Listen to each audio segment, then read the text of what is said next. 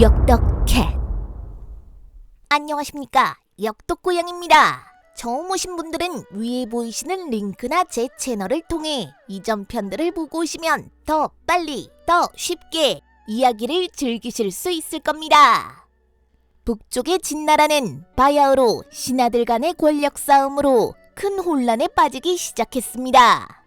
진양공의 죽음으로 발생한 이 혼란은 어떤 결과를 만들어낼까요? 그 현장 속으로 들어가 보겠습니다. 양처보 살해 사건으로 조도는 호사고와 호국거를 처벌했습니다. 호국거는 처형당했고 호사고는 어렵사리 책나라로 달아날 수 있었죠.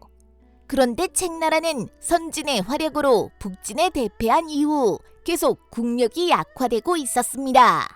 형 백부호를 이어 책나라의 왕이 된 백도는 이런 상황을 만회코자 교열하는 장군을 파견하여 노나라를 공격했습니다. 그러나 노나라의 장수 숙손득신에 대피하여 쫓겨왔죠. 오히려 그 이듬해 노나라는 제나라 위나라와 연합하여 책나라로 쳐들어왔고 그간 많은 국력을 소진한 책나라는 더 버티지 못하고 그대로 멸망하고 말았습니다. 이에 갈 곳을 잃어버린 호사고는 책나라 북쪽에 위치한 또 다른 북쪽의 나라 루나라로 달아나 그곳에 정착했습니다. 그렇게 조돈의 최대 정적 호사고는 진나라 정계에서 제거되었죠. 한편 서진으로부터 공자옹의 복귀를 기다리고 있던 사이 진양공의 부인 양부인이 어린 세자 이고를 끌어안고 밤낮으로 선진이 있는 중군 원수부를 찾아 선군인 진양공의 뜻을 받들어 세자 이고를 임금으로 모시라고 울부짖었습니다. 이러한 모습에 진나라 국인들의 여론이 급격히 양부인과 세자 이고를 동정하는 쪽으로 기울었죠. 이러한 동향은 정치적 감각이 뛰어난 조돈의 태도를 급격히 바꾸도록 만들었습니다. 조돈은 측근인 유병, 술림보 등과 논의 후 공자옹을 옹립하려던 계획을 손바닥 뒤집듯 뒤집어 세자 이고를 임금으로 옹립했습니다. 세자 이고는 7살에 즉위하여 진영공이 되었죠.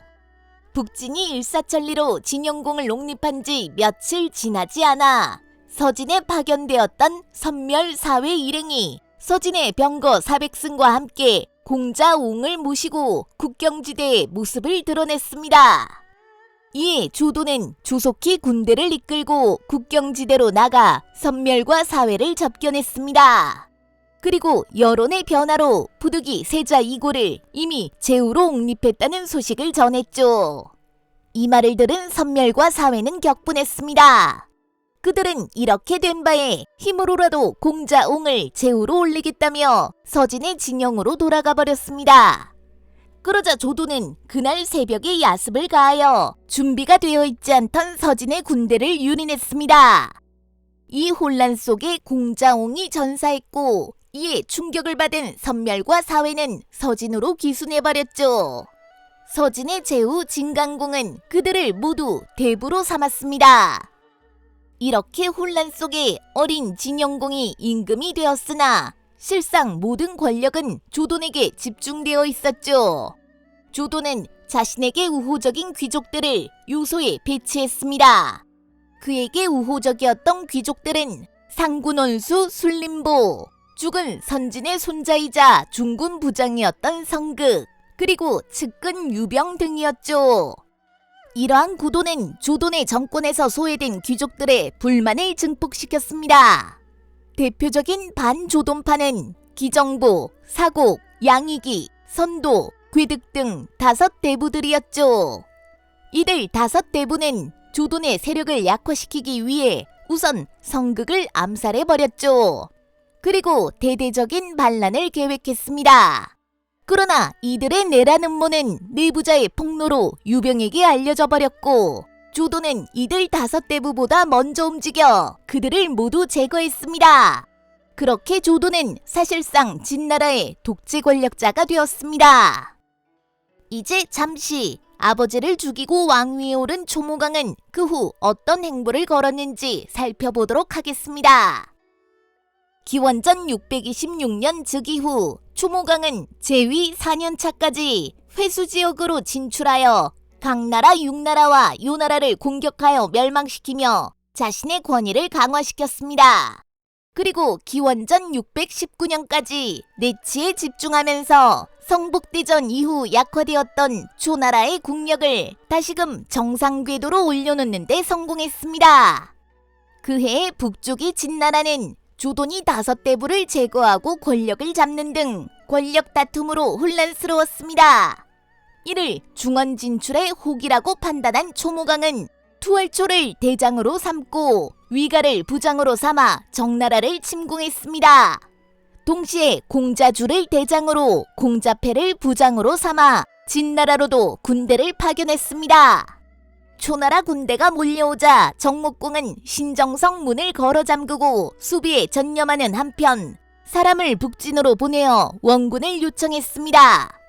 초나라로서는 정나라 군대를 야전으로 이끌어내지 않는 한 장기전에서 자신들이 무조건 불리하다는 것을 알고 있었습니다. 그래서 위가가 계책을 내어 밤낮으로 영내의 음악과 춤을 틀게 하고 낮에는 병사들을 인근 민가로 파견하여 식량을 약탈해 오도록 시켰습니다. 초나라군의 이러한 움직임은 정목공의 막하에 전해졌고 초나라 군대의 군기가 문란한 틈을 노려 야습을 가하자는 의견이 나왔습니다. 이에 정나라는 어느 밤 공자견을 파견하여 초나라 군중에 야습을 가했습니다. 그러나 이것이 초나라 군대가 노리던 바였습니다. 공자견이 초나라 군중에 가보니 때나처럼 밝은 군중에 군사는 한 사람도 없고 오직 악사들만 음악을 연주하고 있었습니다. 속았음을 깨달은 공자견이 급히 신정성으로 돌아가려 했으나 중간에 매복해 있던 투월초와 위가의 군대의 급습을 받아 전멸하고 말았습니다. 주력군이 붕괴하자 정목공은 초나라에 항복했고 이로써 진문공 이래 약 20여 년간 북진에 종속되어 있던 정나라가 다시금 초나라 세력권으로 넘어갔습니다. 한편 진나라로 공격해 들어간 공자주는 진나라군의 급습을 받아 패배하여 귀환하고 있었습니다. 공자주의 군대와 조우한 초모강은 크게 노하여 승전하고 돌아오는 투월초의 군대까지 합세하여 다시금 진나라로 밀고 들어갔습니다. 이렇게 되자 진나라의 제후 진공궁은 깜짝 놀라 사람을 보내어 항복 의사를 밝혀왔습니다. 초나라는 중원 일대에서 다시금 종주권을 확보해 나가기 시작했습니다. 한편 북진의 권력자 조돈은 급히 송, 노, 위, 허 4개국의 동맹군을 이끌고 정나라로 오던 중 정나라와 진나라가 이미 항복했다는 소식을 들었습니다. 국내의 문제가 더 신경 쓰였던 그는 동맹국들의 요청에도 불구하고 그대로 본국으로 귀환해버렸죠. 이때부터 진문공과 진양공이 어렵게 확보했던 중원의 패권은 서서히 초나라에게로 넘어가기 시작했습니다. 초모강은 정, 진, 채 3국을 송나라 골맥이라는 땅으로 불러 회맹을 맺었습니다. 초나라의 대군이 본인들의 영토에 들어오자 송나라는 깜짝 놀랐습니다. 당시 송나라는 송성공이 이미 죽고 그 아들인 송소공이 임금이 된 상황이었습니다. 송소공은 즉각 골맥으로 나가 초모강에게 동맹을 청했습니다. 이에 크게 기분이 좋아진 초모강은 골맥에 모인 제후들에게 여우 사냥을 함께하자고 제안했습니다. 여우들은 보통 위협을 느끼면 자신이 파놓은 굴 속으로 숨어드는 습성이 있습니다. 그래서 여우들이 굴로 숨으면 여우들을 끌어내기 위해 부싯돌로 불을 피우고는 합니다. 초모강은 각 제후들에게 부싯돌을 준비할 것을 명했습니다. 그런데 송소공의 마차를 모는 어인이 그만 부싯돌을 깜빡하고 말았습니다. 그래서 여우 사냥에 실패했죠. 이에 초모강은 그 어인에게 대형을 내렸습니다. 송소공으로서는 엄청난 모욕을 받은 셈이었지만 초나라의 위세에 눌려 한마디도 하지 못했죠. 북진이 조돈의 독재로 힘을 잃은 사이 중원이 이렇게 서서히 초나라의 세력권으로 들어가고 있었습니다. 그 후에도 초모강은 서나라, 소나라마저 공격하여 무너뜨림으로써 사실상 양자강 상류와 중류 일대를 정치적으로 통일시켰습니다. 그러나 이 과정에서 성대심과 투월초로 대표되는 투씨와 성씨 세력의 힘이 더욱 강화되었습니다. 기억하실지 모르겠지만 투씨와 성씨는 모두 초문왕의 아버지 야고의 배다른 삼형제로부터 생겨난 성씨들입니다. 그래서 사람들은 투씨와 성씨를 합쳐 야고씨라고 불렀습니다. 야고씨는 초무강 시절을 거치면서 초나라 최대 세력으로 성장했고 어느덧 초나라 왕실을 위협하게 되었습니다. 기원전 615년 조돈의 부탁으로 공자옹을 귀국시키다 오히려 북진의 기습을 받은 서진의 진간공은 5년간 복수의 기회만을 노리고 있었습니다. 어느 정도 준비가 되자 그는 국내를 맹명에게 맡기는 한편 서걸술과 백을병을 대장으로 삼고 북진에서 귀순해온 사회를 향도로 삼아 북진으로 쳐들어갔습니다. 이에 조돈은 지략에 뛰어난 유병을 참모로 삼고 술림보, 극결, 난돈 등을 각 군의 대장으로 임명하여 나섰습니다. 또한 자신의 사촌동생이자 죽은 진양공의 사위이기도 한 조청과 죽은 서신의 아들 서갑, 그리고 자신의 문객으로 있던 한궐 등도 장수로 삼아 황하 인근에 위치한 하국으로 요격하러 나섰습니다. 조돈은 참호와 해자를 파서 요새를 만들고 방어전 위주의 전략을 펼쳤습니다. 이에 군량이 거의 다 바닥나버린 서진의 군대가 조속한 대결장을 보내는 한편 옹성으로 퇴각하려는 움직임을 보였죠. 그러자 조돈의 진영에서는 유병이 대결장에 응하는 척하면서 서진군을 야습할 것을 제안했고 조돈의 참모회의에서는 유병의 계책을 따르기로 결정하였습니다. 그러나 이 소식을 들은 조천과 서갑이 군영을 돌아다니며 떠벌리고 다녔습니다. 서진이 대결장을 보내왔는데 우리 군은 사내대장부처럼 맞서지는 못할 망정 야습을 준비하고 있다고 한다. 비겁하고 겁쟁이 같은 전략이다. 그러자 서진의 첩자들이 이 소식을 진간공에게 전했습니다. 진간공은 북진의 군대가 서진 군대의 상황을 꿰뚫어보고 있는 것에 간담이 서늘해졌습니다. 그래서 그는 조용히 군대를 돌려 옹성으로 돌아갔고 서진군이 몰래 퇴각한 소식을 들은 북진군도 강성으로 돌아갔습니다. 조돈은 야습 계획을 망친 죄를 물어 서갑을 위나라로 추방해버렸습니다. 그러나 자신의 사촌동생 조천에게는 주의만 주고 아무런 죄를 묻지 않았습니다.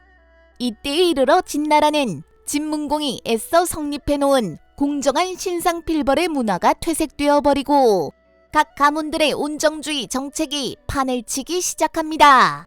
또한 진영공이 아직 어리다는 이유로 정치에서 배제된 사이 조돈이 모든 국정을 좌우하면서 조씨 가문 보전 정책과 소극적인 외교 정책에만 몰두한 결과 진문공과 진영공이 어렵사리 구축해놓은 중원의 패자로서의 위치도 점차 무너져가기 시작했죠. 그 이듬해에는 서진으로 귀순했던 사회가 조돈과 유병의 계책에 힘입어 다시금 북진으로 돌아왔습니다.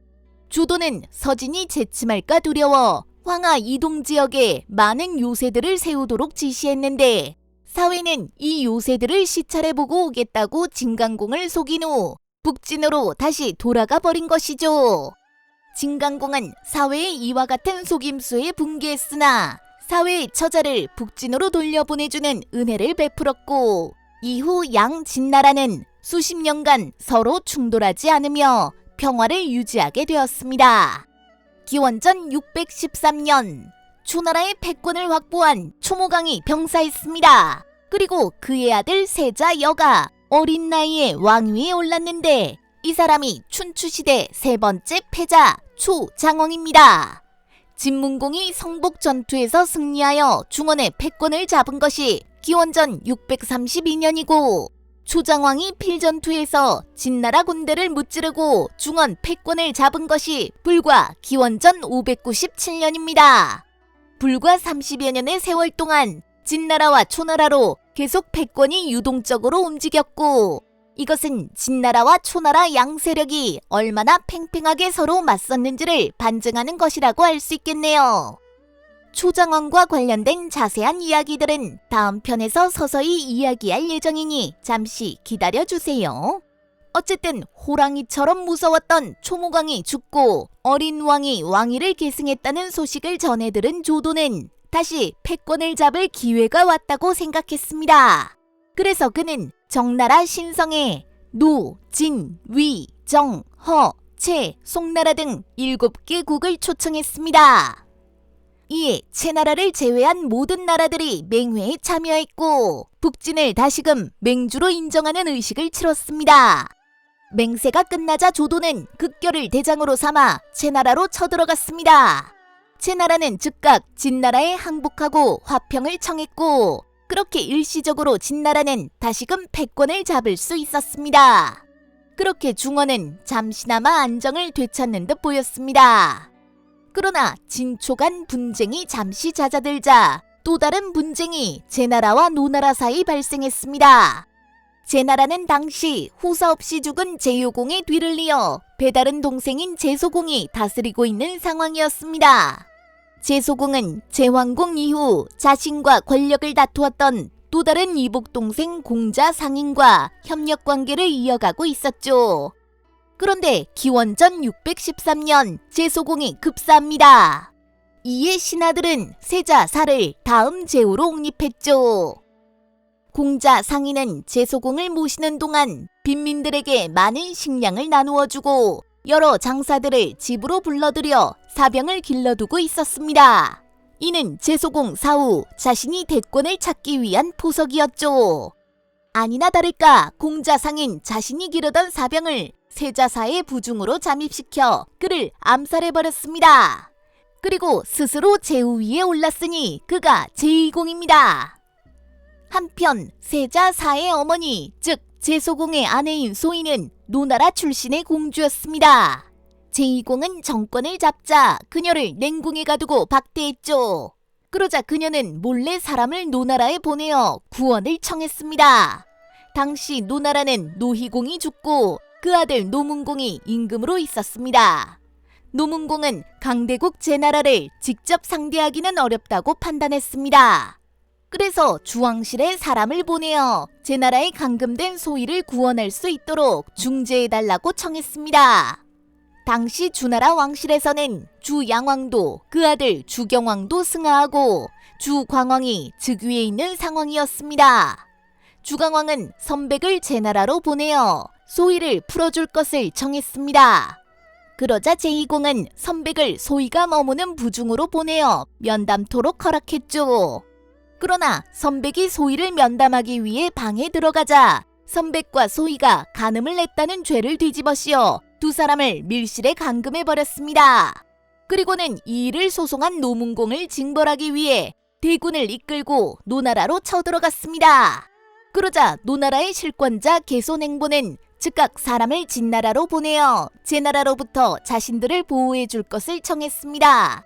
이 요청을 받은 조도는 진나라의 패권을 보여줄 좋은 기회라고 여겨 진영공을 모시고 송, 채, 위, 진, 정, 조, 허 등 7개국의 연합군을 이끌고 제나라 경계로 진격했습니다. 그러자 그 위세에 놀란 제2공은 즉각 소위와 선백을 석방하여 노나라와 주나라로 돌려보내는 한편 진영공과 조돈에게 사과했습니다. 초모강의 부재로 진나라 패권의 권위가 빛을 발하는 순간이었죠. 한편 변란은 송나라에서도 일어났습니다. 당시 송나라의 제후 송소공은 무능한 인물로 일찌감치 국인들과 특히 송목공, 송양공의 후손들인 목양지족으로부터 외면을 받고 있었죠. 그는 이런 상황이 되자 자신의 측근 몇 명과 사냥이나 하러 다니며 자포자기했습니다. 그에 반해 공자포는 야심을 가지고 송나라 국인들과 빈민들을 지원해가며 송나라 내 자신의 세력을 키웠습니다. 그는 송양공의 부인이자 자신의 할머니인 왕희의 지원도 얻어냈습니다. 마침내 공자포는 송소공이 사냥을 가 있는 사이 반란을 일으켰고 송나라의 모든 국인들은 이를 반겼습니다.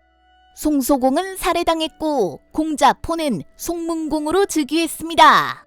제나라와 노나라의 일이 있음 바로 다음해인 기원전 611년의 일이었습니다. 이 소식을 들은 조도는 술림보에게 군대를 주어 반란을 일으켜 왕이 된 송문공을 공격하도록 했습니다. 술림보는 위, 진, 정 세 나라의 동맹군을 합쳐 송나라로 쳐들어갔죠. 그러나 송문공의 중신 화원이 엄청난 뇌물을 바치고 송나라의 국인 모두가 원하는 일이었다고 하자 정목공 등 동맹국의 반대를 물리치고 군대를 돌려 돌아갔습니다. 잠시간 찾아온 중원의 평화는 언제까지 계속 이어질 수 있을까요? 다음 편에서 계속하겠습니다. 많은 시청은 힘이 됩니다. 냥.